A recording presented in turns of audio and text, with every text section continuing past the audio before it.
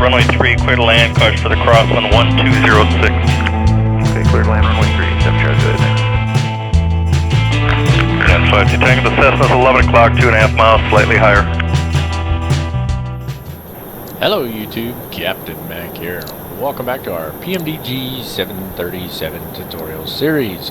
Now, we've already covered the power-up procedure and we talked about the fire warning test in the last video. We're getting ready to start our overhead setup. However, before we can do that, there's actually a checklist item on the overhead setup that just says electrical panel check. And this is a supplementary procedure where we need to take care of the standby power test.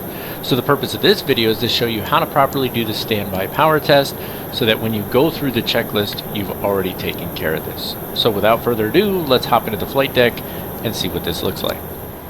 Alrighty folks, as you can see, we're looking at our overhead panel here. Now this tutorial assumes that you already know how to bring power onto the aircraft, whether it's ground power or APU power, and that you've conducted your fire warning tests, which are both part of the cockpit acceptance procedures and checklist. If you haven't done those or you don't know how to do those, look at the video description down below and you'll see a list of videos that includes those. You can go check them out really quick. It's super simple.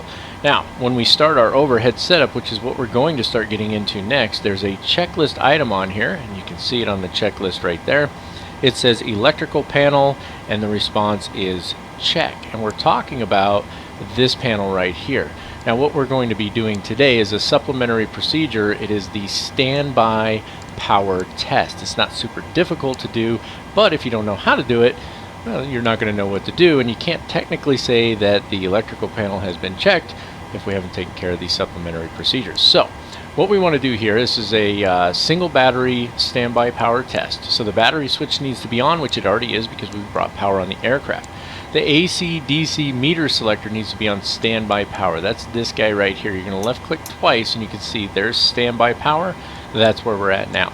Now if the APU is online, then the bus transfer switch needs to be off. That's this guy right here. We don't have the APU online, but just for the sake of showing you both ways of doing it at the same time, we're going to click it off. So you're going to left click to open the cover, and then you're going to left click to turn off the bus transfer switch for the APU. Simple as that. Now, APU Gen number 2 switch or ground power switch needs to be off. We're on ground power, so the procedures, the handbook says that you have to turn off the appropriate switch. If you're not using the APU, then you need to turn off the ground power, and that's this one right here. So you're gonna make sure you have the arrow pointed up, left click, it turns it off, and you can hear that the aircraft got much quieter. Okay, now the standby power switch needs to be off as well, and when we do that, we're going to check to make sure the standby power off light is illuminated. The standby power switch is this one here.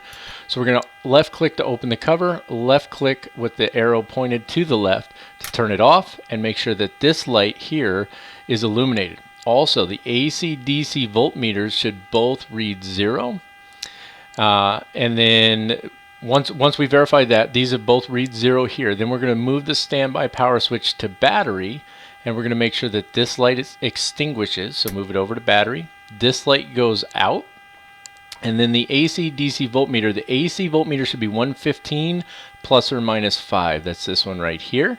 And then the DC voltmeter should be 24 plus or minus 2. That's this one right here. And then we want to check the frequency excuse me, the frequency meter, which should be 400 plus or minus 10, and that's this one here. And once that's done, we're going to put the standby power switch back to auto. You can do that just by left clicking on the cover. It'll close it and put it back on auto. The bus transfer switch goes back to auto down here, and then the APU or ground power switch goes back to the on position, just like that. And that completes our single battery standby power test.